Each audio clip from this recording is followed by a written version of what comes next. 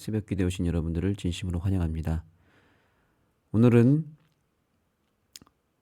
제3과 셋째 날 말씀을 함께 살펴보도록 하겠습니다. 말씀의 제목은 말씀으로 보호받음입니다. 말씀으로 보호받음.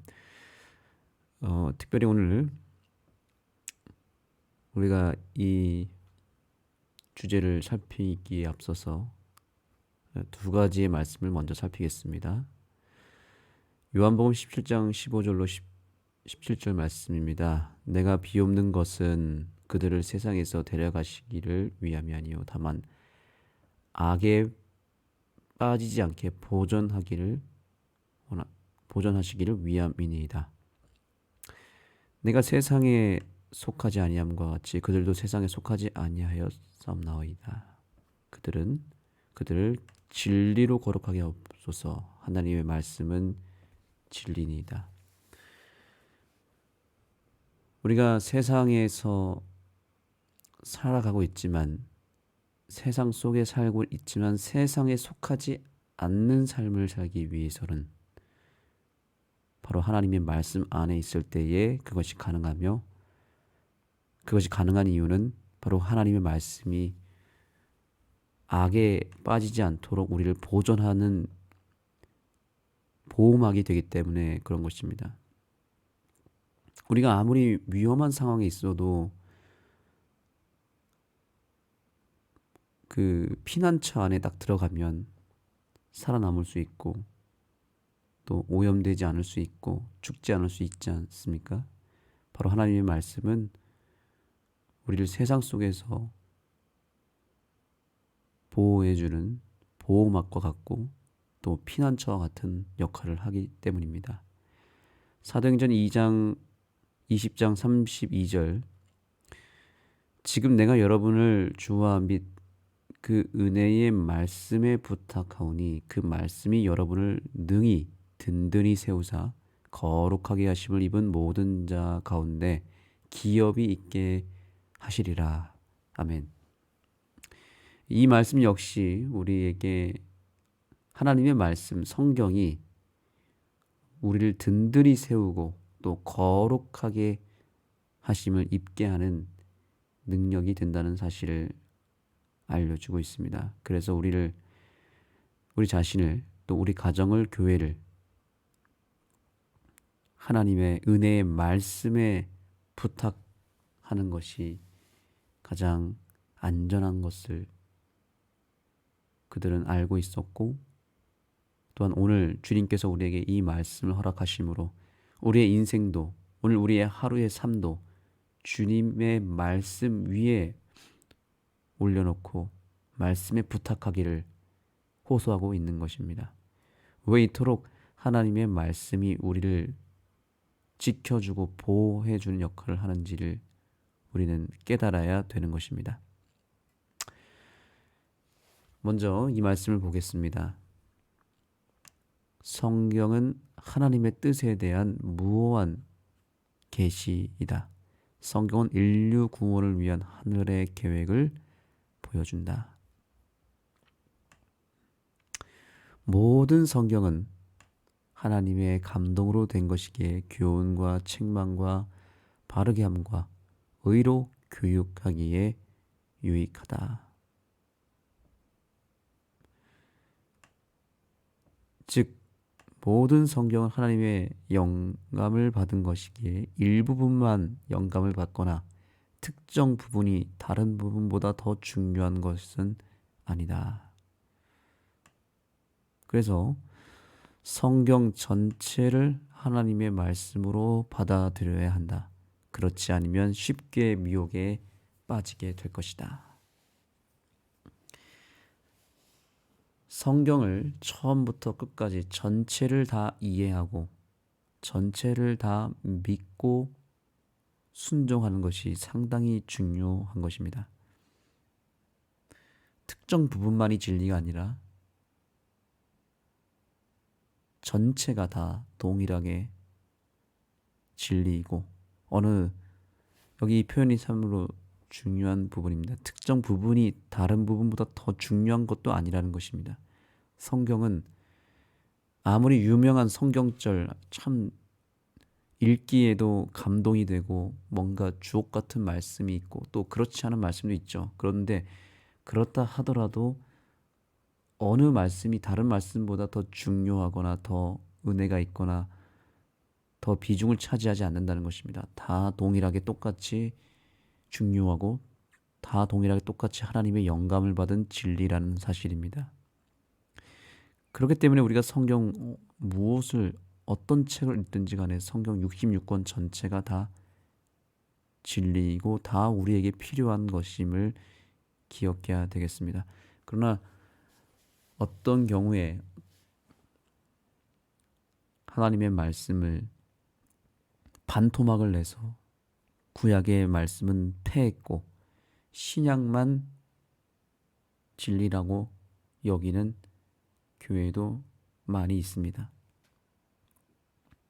그래서 신약의 말씀에만 집중을 하다 보니까 구약의 율법들은 무시하고 그것을 따르고 순종하는 것이 마치 율법주의와 같다는 그런 의식을 갖고 살아가는 신앙의 체계들이 많이 있습니다.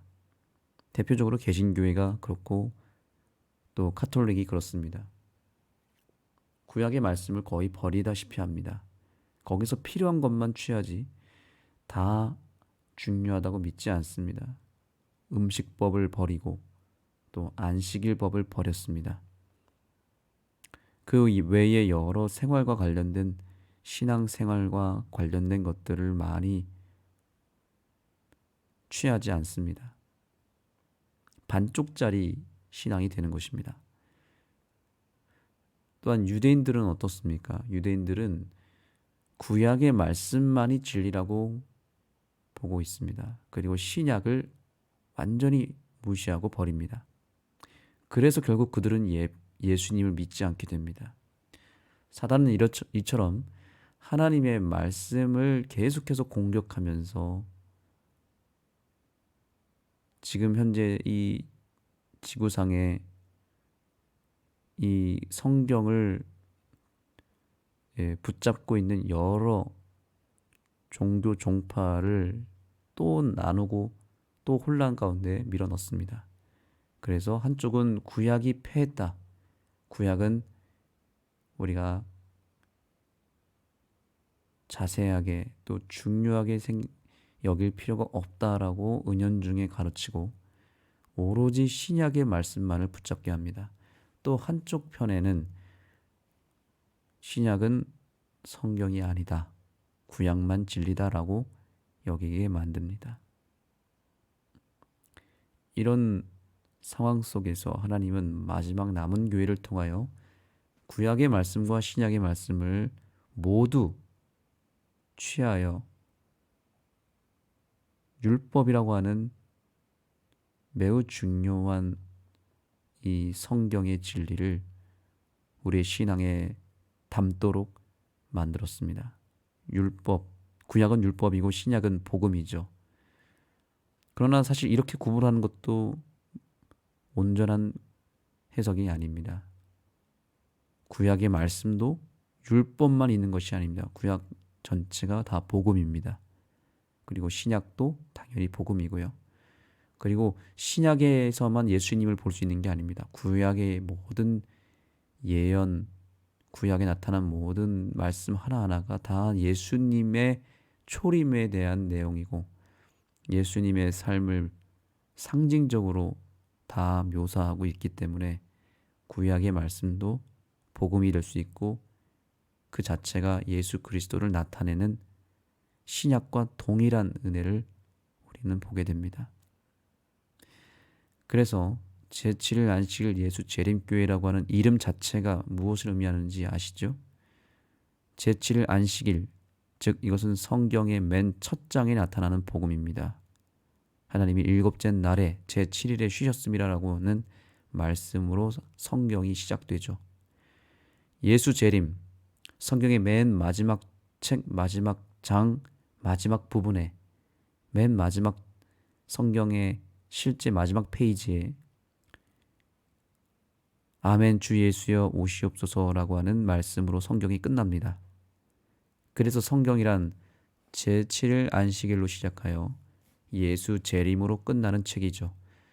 다시 말하면 여기 오늘 이 말씀처럼 모든 성경을 하나님의 영감으로 받은 것이고, 또한 성경 전체 첫 장부터 마지막 장까지 하나님의 말씀으로 받아들이는 거의 유일한 교회가 바로 제7일 안식일 예수 재림 교회입니다. 이 사실만 우리가 알고 있어도 상당히 우리의 정체성과 신앙의 목적을 우리는 깊이 깨닫게 되는 것입니다. 성경 전체를 하나님의 말씀으로 받아들이는 교회, 그런 신앙, 이 마지막 때에 반드시 회복되어야 될 신앙입니다. 지금은 포스트 모던 시대라 그래서 성경도 다 맞는 게 아니다, 다 하나님 말씀이 아니다, 거기에서 일부분만 취하고 또 일부분만 진리라고 여기고, 특별히 역사적인 부분도 어떤 부분은 팩트가 아니다, 어떤 부분은 그냥 상징에 불과하지 역사가 아니다라고 신학자들이 연구하여 그것을 구분짓습니다. 성경을 또 난도질을 해서 성경 전체를 받아들이지 않습니다. 저와 여러분이 다니고 있는 제7일 안식일 예수 재림교회만이 성경 전체를 다 진리로 믿고, 다 하나님 말씀으로 믿고, 다 하나님의 실제 역사로 믿습니다. 여기 분명히 경고하고 있습니다. 그렇지 않으면, 즉 성경을 구분하고 성경을 일부분만 취하고 성경을 난도질하면 쉽게 미혹에 빠질 것이다 라고 말하고 있는데, 정말로 그렇게 성경을 난도질하기 시작하고 성경에서 원하는 것만 쏙 빼서 그것만 진리를 여기고 나머지를 버리는 그런 교회, 그런 종파는 다 타락하고 무너지고 있습니다. 성경을 무시하면 하나님도 그 교회를 무시할 것이고, 성경을 난도질하면 하나님도 그 인생을, 그런 신앙의 무리들을 난도질할 수밖에 없습니다.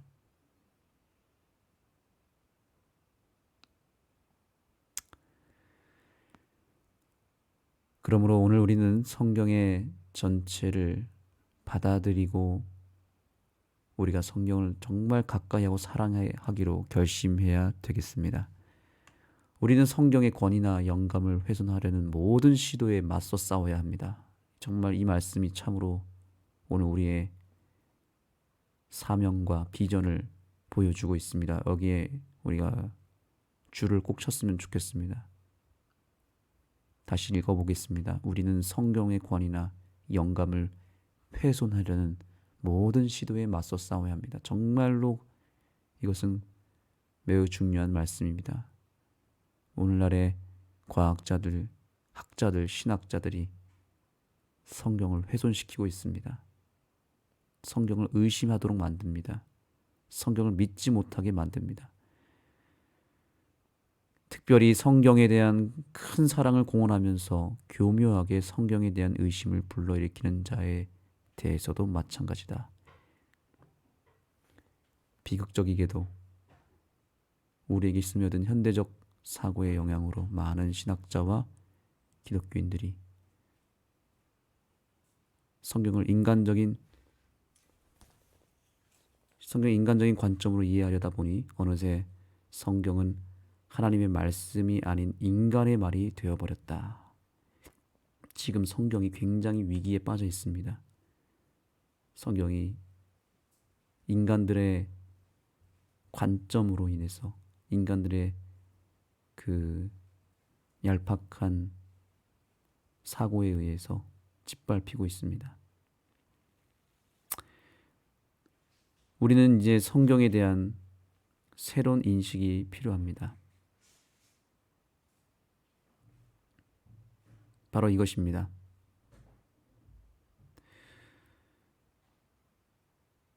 오늘날 21세기를 사는 우리가 오래된 그들의 생각에 관심을 가져야 할 필요는 무엇이며, 과연 그것을 영원한 소망의 기초로 삼을 수 있겠는가? 그러니까 요즘 학자들이 말한 게 뭐냐면 성경은 옛날 시대에 그 시대에 필요했던 말씀이었고 그 시대와 그 장소에 맞게 당대의 사람들이 가장 잘 이해할 수 있는 방식으로 공유한 기록에 불과하다는 것으로 얘기합니다. 그러니까 지금 시대와는 맞지 않고 그 시대에 필요했던 말씀이기 때문에 우리와 상관없다. 그냥 참고 정도 해라. 역사적 사실로만 이해해라. 이렇게 얘기하고 있는 것이죠. 정말 그것이 합리적으로 보이고 일리가 있어 보이죠. 그러나 그것은 뭘 모르는 소리입니다. 그 시대에 쓴 것은 맞고 그 시대에 적용하는 것도 맞지만 하나님은 놀랍게도 그것이 다 상징이 되고 진리가 되고 마지막 시대에도 적용할 수 있는 은혜로 우리를 위해서 기록한 것입니다. 그래서 오늘의 교훈의 말씀을 볼까요? 모든 중요한 진리는 하나님의 말씀을 통해 발견하고 배우게 되어 있다. 오직 성경만이 모든 신성한 진리를 이해하는 최종적이고 궁극적인 기준이다. 아멘. 여러분, 이 말씀을 오늘 우리는 굉장히 중요하게 생각해야 됩니다. 성경은 모든 것의 기준이 된다는 것이죠. 모든 것의 해답이 된다는 것입니다. 경제면 경제, 교육이면 교육, 가정, 역사, 철학, 정치, 문화, 예술, 과학, 신앙, 심리학, 정말 우리가 생각하고 만들어낼 수 있는 모든 학문과 사상과 삶의 모든 영역에서 성경은 나침반의 역할을 한다는 의미입니다. 이것은 매우 놀라운 사실입니다. 나침반이 없으면 길을 잃게 되죠. 길을 잃어 방황하게 됩니다. 오늘날 많은 가정이, 교회가, 또 사회가, 그리고 개개인의 삶에 방황이 일어나는 이유. 왜 방황할까요? 왜 시련을 극복하지 못할까요? 그 이유는 나침반이 없기 때문에 그렇습니다. 성경을 멀리하기 때문에 그런 것입니다. 그러나 세상의 역사를 이렇게 자세히 살펴보면 모든 영역에 탁월한 성과와 열매를 얻는 사람들, 즉 각 영역에서 최고의 단계에 이른 사람들의 면면을 살펴보면 거의 대부분이 성경을 가까이 한 사람들이라는 것을 알게 됩니다. 비근한 예로 노벨상 아시죠? 노벨상 수상의 대부분의 사람들이 유대인입니다. 그리고 유대인이 아닌 나머지 사람들을 보면 거의 다 기독교인들입니다. 이것은 무엇을 의미합니까? 이들이 성경을 믿는 사람들이란 얘기입니다. 그래서 유대인들은 지금도 어려서부터 성경을 철저하게 배우고 성경을 그들의 삶과 그들의 사상의 교육의 기초 위에 두고 인생을 설계해 나갑니다. 그래서 2차 세계대전이 일어나기 전, 그리고 학문의 영역이 꽃을 피웠던 그 시대에 보면 모든 철학과 사상과 학문의 기초가 성경이었음을 알게 됩니다. 가장 탁월한 과학자가 성경을 연구하는 신학자였고요. 의사, 교육자, 정말 여러 영역에서 탁월한 빛을 발했던 사람들, 여러분들이 얘기만 해도 다 알만한 사람들, 다 성경에 기초를 둔 사람들이었습니다. 실제로 역사적으로 살펴보면 모든 학문과 사상의 기초 위에는 기초에는 다 성경이 있었다는 것입니다. 성경에서 출발하였습니다. 그리고 성경 시대에도 보시면 예를 들어서 의학적으로 보시면 병이 들면 그 병을 고치기 위해서 제사장에게 갔습니다. 제사장이 의사의 역할도 한 것입니다. 예수님도 그렇게 사셨고요. 그래서 모든 영역에서 결국에는 성경을 따르는 사람들에게 하나님은 복을 주셨고 그들로 하여금 오늘날 우리가 이 현대 사회에서 누리고 있는 모든 학문의 체계를 하나님은 성경을 통해서 만드셨다는 사실입니다. 결론적으로 우리가 삶의 여러 기준들을 세울 때 직장에서나 또 자녀들을 위해서 가정에서 또 내 삶의 개인의 어떤 삶의 영역 속에서 어떤 기준을 세울 때에 무엇을 해야 되는가? 바로 성경으로 돌아가야 된다는 것입니다. 성경 속에서 답을 얼마든지 찾을 수 있다는 것입니다. 요즘에 젊은 엄마들이 그 부모들이 자녀들 교육에 관심이 많죠. 자녀 교육에 여러 가지 정보들이 많이 있고 또 여기저기 학원도 많이 있고 책도 많이 있습니다. 그런데 자녀 교육의 가장 좋은 기준과 해답은 바로 성경에 있습니다. 이것은 아주 실제적인 모델입니다. 성경에서 얼마든지 찾을 수 있습니다. 건강에 대해서 알기를 원한다. 성경으로 가면 됩니다. 이러한 중요한 기조를 우리가 잘 인식하고 이제부터라도 모든 삶에 우리가 해답을 찾고 기준을 세우기를 원한다면 성경으로 우리가 돌아가게 되기를 소망하고 성경을 존중하면 하나님은 우리의 삶을 존중해 줄 것입니다.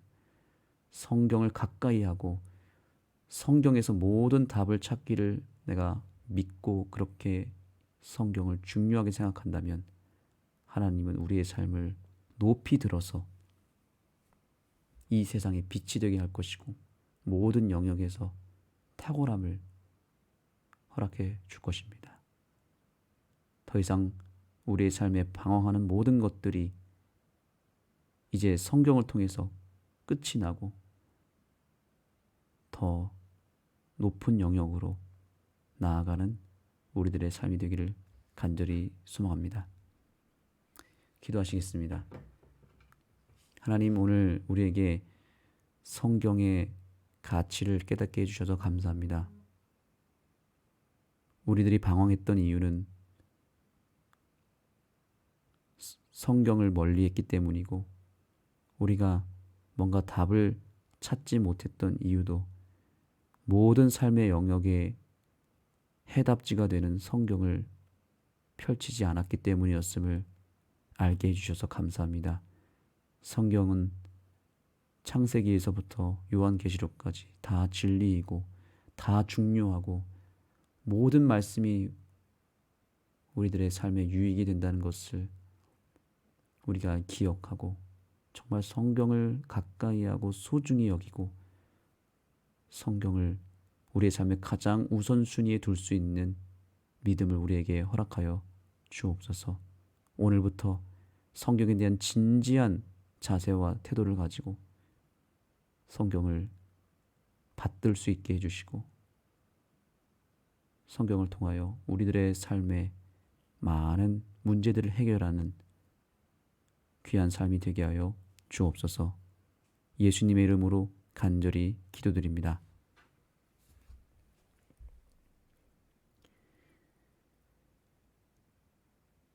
기도의 시간을 갖겠습니다.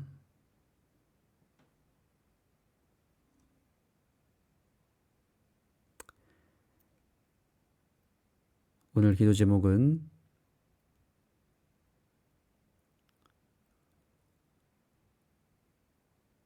돌아오는 안식일은 이웃 초청 안식일입니다. 음악 예배가 있고 또 우리 가족들을 초청하여 그들에게 또 진리의 말씀을 증거하고자 하는 작은 전도회가 될 것 같습니다. 이번 안식일 정말 귀한 역사가 성령의 역사가 일어날 수 있도록 간절히 기도해 주시면 감사하겠습니다. 오늘은 특별히 우리 한기성 집사님의 아들 홍민기 청년을 위해서 기도해 주시면 감사하겠습니다. 홍민기 청년 기억하시고 간절히 기도해 주시면 감사하겠습니다. 여러분의 개인 기도 제목도 함께 포함시켜서 주님 앞에 기도하시겠습니다.